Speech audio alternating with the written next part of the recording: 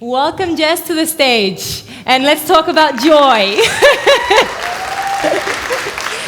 Thank you.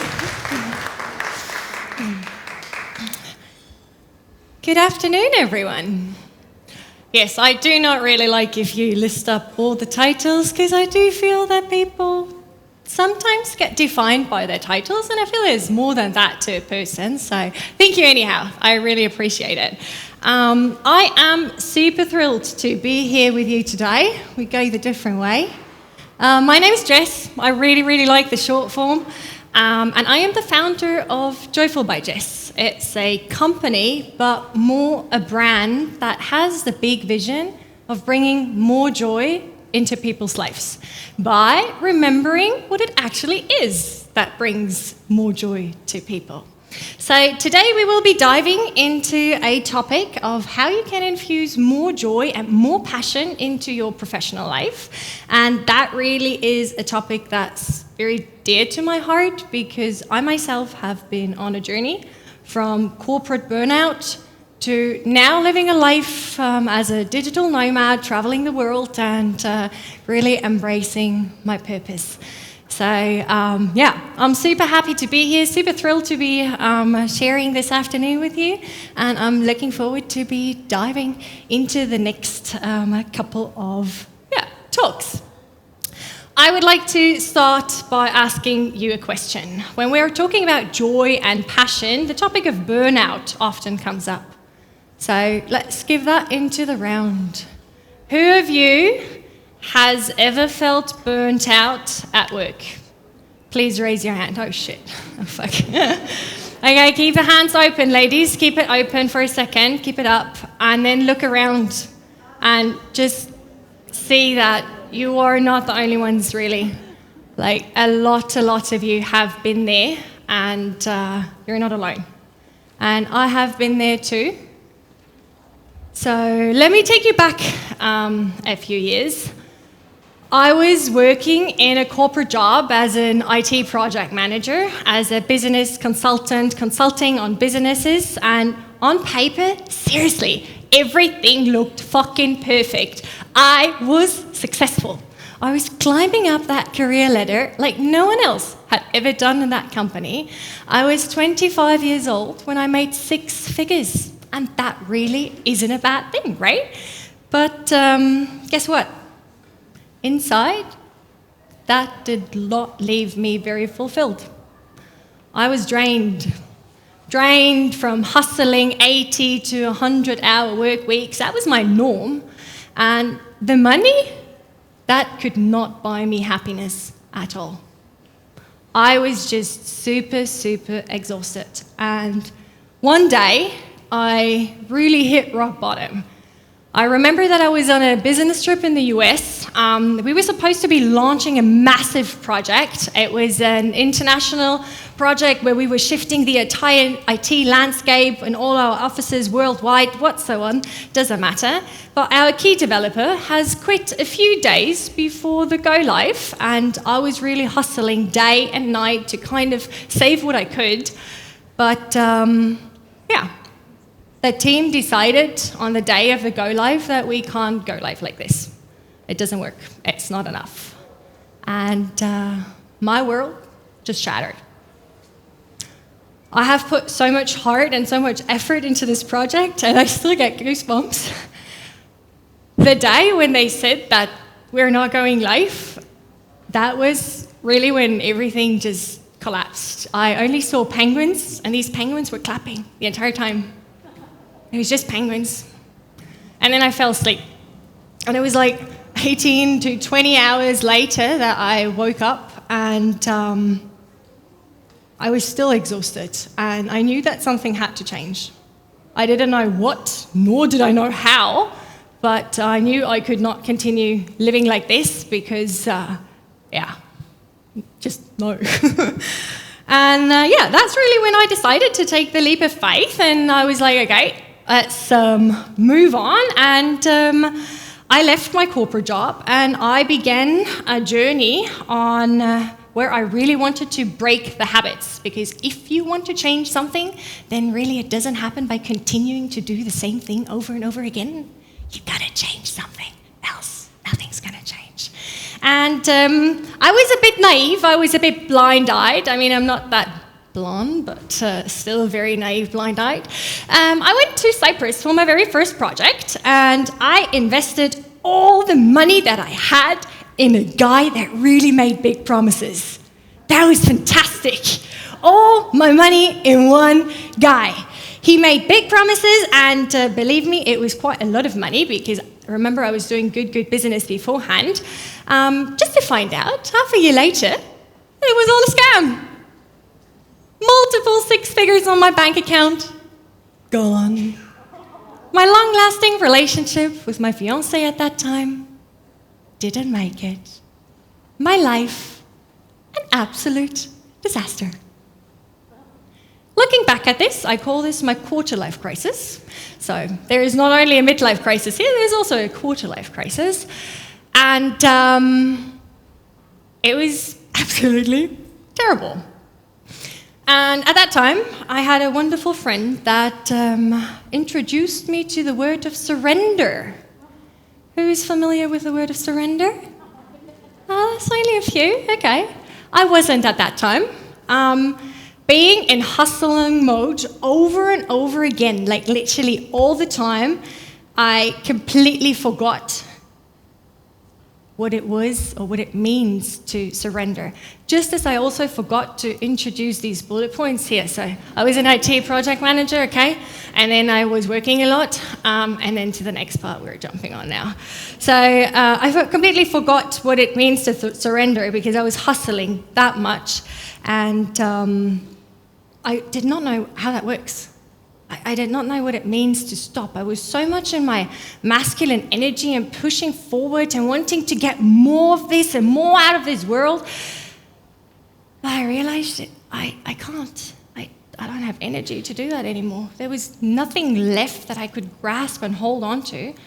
So step by step in that phase of my life, I was like, okay, there's nothing else left that I can do other than surrender. And that's when I started focusing on what brings joy to me. Because as soon as your world and your life has shattered and there really is nothing left and you want to have some bits and pieces of a spark here and there, that's when I started to look into what it is that brings me joy. So I started a little journey. I call it the journey of my joy and the journey of my purpose. And I was trying to grow out of the state where I was by sitting down, like talking to myself, listening to what it actually is that I want, and focusing on a lot of things that really spark joy to me. As the wonderful lady has said before, I have done multiple coaching trainings, and in one of these trainings that I did, the institution was like, hey Jess, we actually really like your vibe and your thrive and the passion that you have for this job. So what they did is they offered me a position as one of their trainers. And while everything else was like, holy shit, I have no freaking clue what I'm doing with my life, I was like, maybe this is the first light at the end of my tunnel. And here we are today. I have explored multiple opportunities, so I really discovered what truly made me happy. I took these international accredited coaching certifications, and I specialized on personal and professional development and diving into my own coaching trainings and so on and so forth. And with every step that I took on this career or on this journey, I followed my joy. I was really diving more and more into what it was that I loved. And there was nothing holding me at my home country anymore. So I remember what I always enjoyed the most, and that was traveling. Since I'm, 17 years old, moved away with 17 for the first time. So from one day to the other, I decided to pack my 200 square meter apartment, 5 bedrooms, into an 18-kilo backpack to start and jet set around the world. Fantastic, right? 4 years later, still doing that. Fun fact. I work remotely and I work on my terms. This is the one thing that has changed. And I really simply started to follow my dreams.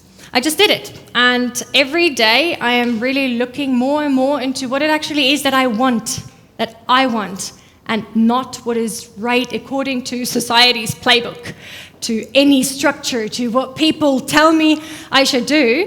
And today I am just supporting people in achieving their highest potential as much as I was trying or still am trying to achieve mine. And it all started really with aligning my career with my core values and my passions. And yes, I even grew my old passion back in the freelance business consultancy and the project management area. So here today, I can stand being the project manager of the largest women in business conference of Cyprus. Woo!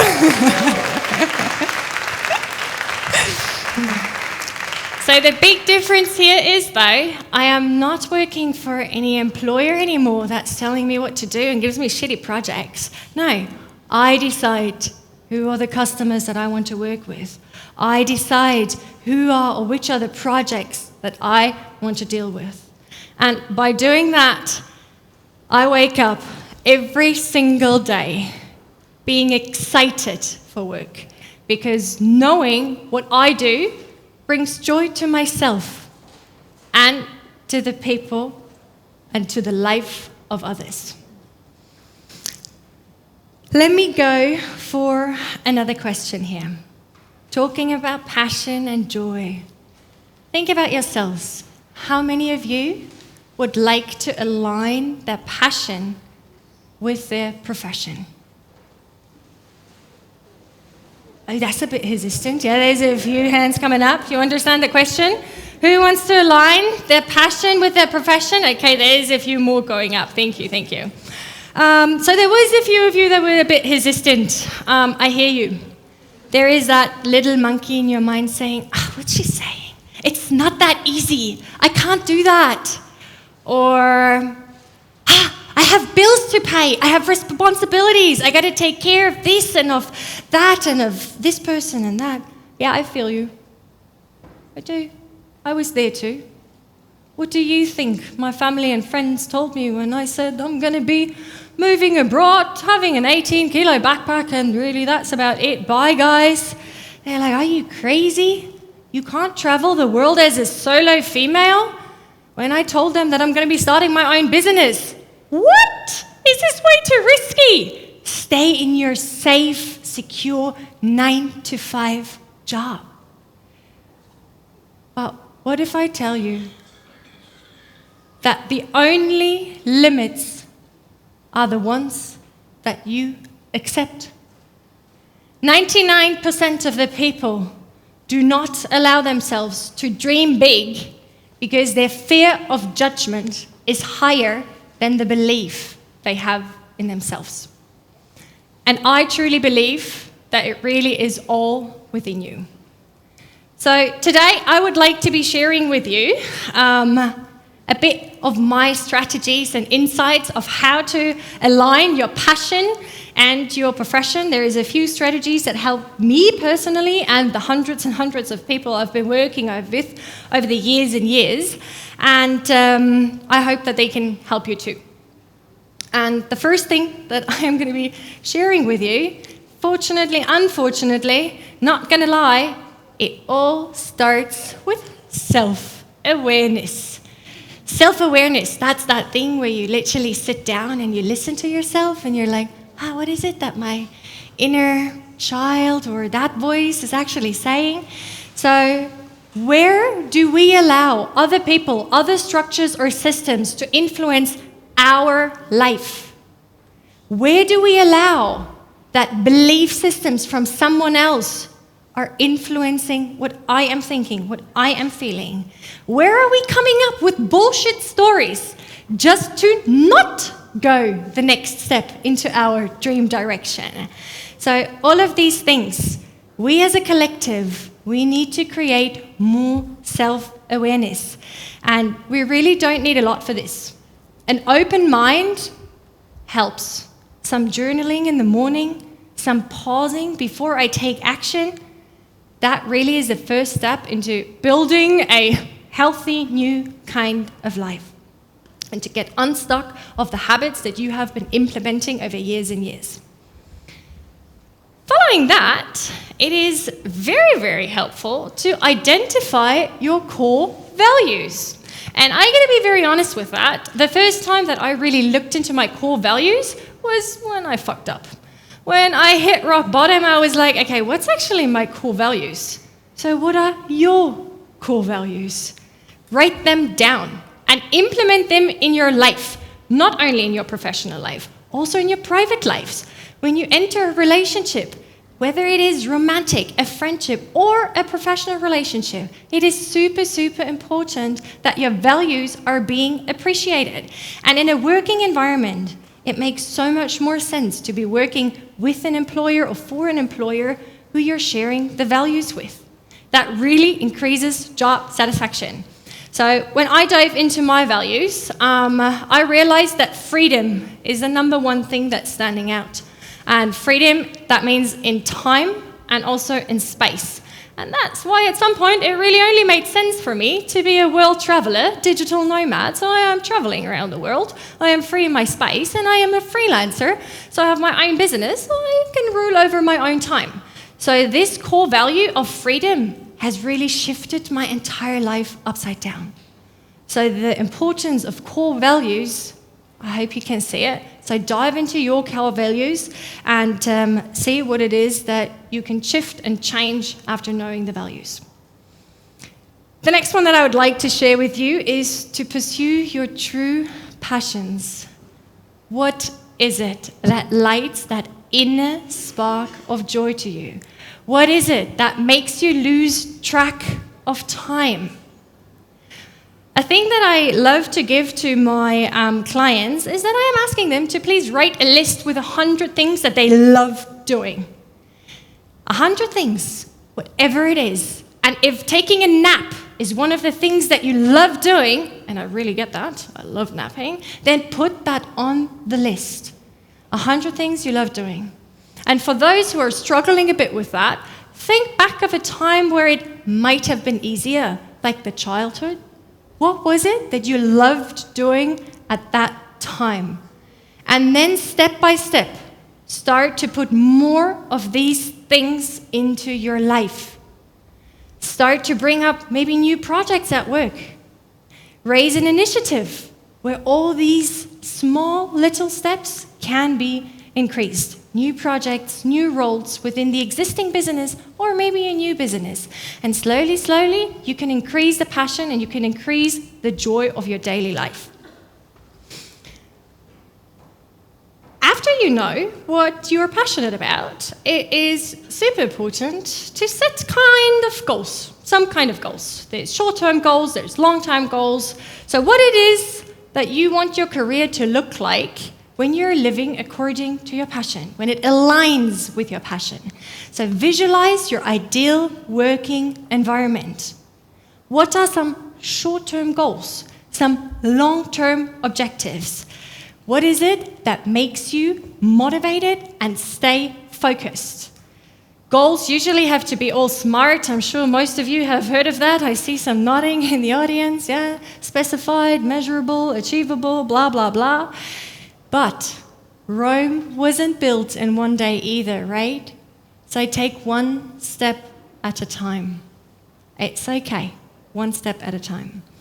And when we are going and moving forward according to our goals, it is so important that we open up to change, embrace the flexibility, open up to opportunities that are coming up. You might not even know what your dream career looks like yet. You might not even know which path is leading you to exactly where you want to be. I can guarantee you, I never planned on having a burnout with 25, and I did not want to have a quarter-life crisis just after that. But at the end of the day, I most likely would not be here with you, share my story, and I can say it makes me so much stronger. And if that had not happened, and if I had not moved on, God knows who I was, where I was, and who I was actually, yes. So leave the fear behind. And from the other side, I can tell you, It makes you feel so alive. And then last but not least, we are all here connecting at the Women in Business and Beyond conference today, and this is a very, very important and valuable topic, especially for women. Networking and connection is what women in their feminine energy bring naturally to their lives. So surround yourself with a supportive group of people that share your passions. Networking can open doors and opportunities that you didn't even know that existed yet. Someone else might have the key to your problem and you don't even know. So use this energy that we have as women and connect, because it is a natural energy. And you might think of some of these bitches in the office that are looking like this and walking around like that. Don't be too harsh on them. They have been conditioned. The feminine energy is a nurturing energy, is a very collaborative energy. So if you start embracing this for yourself and sending it to the outside, your network and your community will be very, very grateful and will attract to that and listen to that. So as I said, it all starts with self-awareness. It does make sense to periodically reflect on your progress, on the work that you have done, whether it is with friends, with mentors, or supervisors, really doesn't matter, but it helps a lot to get that mirror. And of course, also, use a time to reflect for yourself, where we come back to the first part of self-awareness, right? Use this to redefine your approach and see how you're feeling. And remember, it does not have to be a straight line. It's super interesting if you can go like this. It doesn't have to be straight. It's even more fun like that, actually. So before I leave you, I want to be sharing some of my favorite reflective questions so that you have a chance to ponder upon them a bit. The first one goes in the direction of one small step at a time. So think about, what small step can you take today to align your career with your passion? The next one goes into the area of network and communities. Who in your network can support you in this journey? And then one of my favorite ones is getting out of your comfort zone. Which obstacles are there that you need to overcome, and how can you tackle them? Use these questions. It's super helpful to kick off that self-awareness part for those who have never really looked into that. Thank you so much for all the phones that take photos. I love that. That's fantastic. Do you need it up for another second? Okay, we can pause. Cool. And yes, to wrap up, I really want to ask you to remember that joy in your career is possible. It is possible when you align your profession with your passion and with joy and with your core values. And it is a journey, and it's okay to take one step at a time. You got to embrace the process. You got to stay true to yourself, and you also shall not be afraid to make changes when needed, because we are the change makers. We are the wall breakers. We are the chance takers. Those who do not accept any limits. Here's to a joyful and purpose-driven, passionate career to each and every one of you. Thank you so much.